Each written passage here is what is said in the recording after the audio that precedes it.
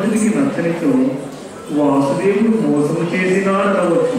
అందుకే అర్జునుడి ముందుగా కోరుకోమంది. ఆ తరువాత ఏ మాట వచ్చినా తప్పుకోవడానికి వీలుగా ఉంటుందని కపట నాటక సూత్రధారి. అయితే నాతో సమన్వయ నారాయణాఖ్య గోపకుడు 10,000 ఒకవైపు, నేనొక్కడను ఒకవైపు. నాకు తోచిన సహాయం చేయడమే తప్ప ఆయుధము పడ్డను, యుద్ధం చేయను.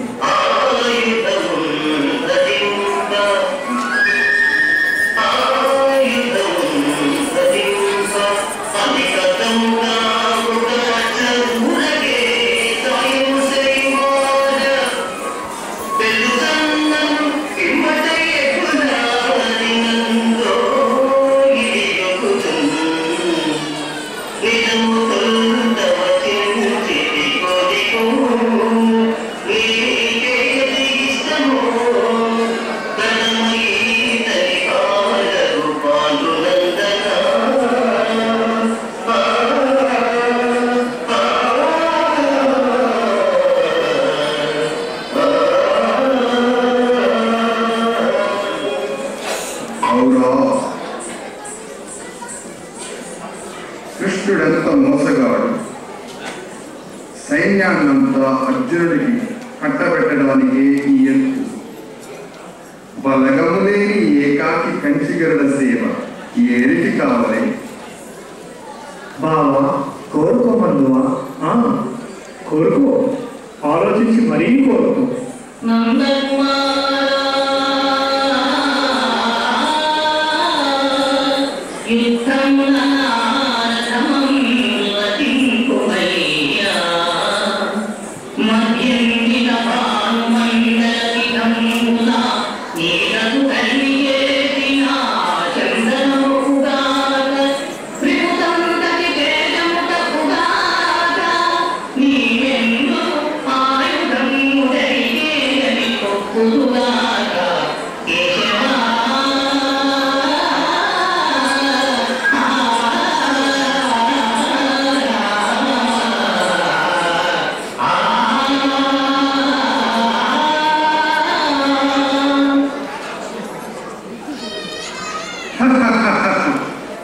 కృష్ణుడు తాను తీసిన గోతిలో తానే పడినా నాకంతయు మేలే అయినా.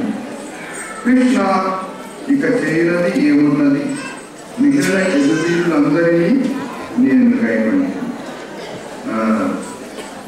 మరి గురుదేవుడైన మా బలరామదేవుని సందర్శించి వెళ్ళి వచ్చిన ఇక నీవు లేని.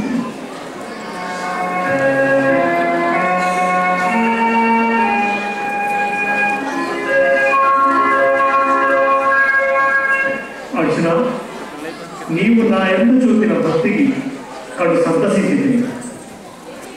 దేవా, లీలా మానస విగ్రహం నేను చిరకాలం నుండి ఏది అభిలషించుతున్నావు అది నీవు ప్రసాదించింది.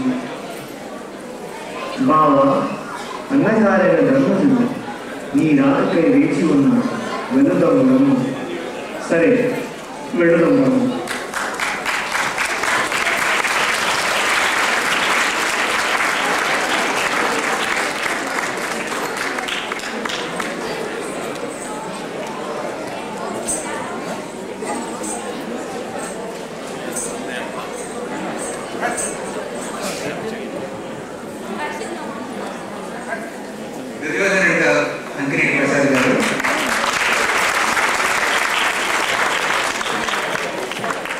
శ్రీకృష్ణుడిగా అశోక్ చింతకింద మరి అజయగా అభినవ చింతకింద దుర్యోధన అర్జున అనువాదం.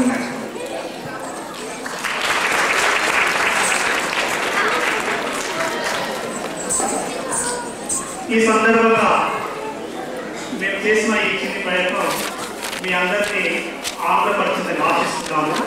ఇందులో మా భక్తి గారు కృతజ్ఞతలు చెప్పుకోవాలి.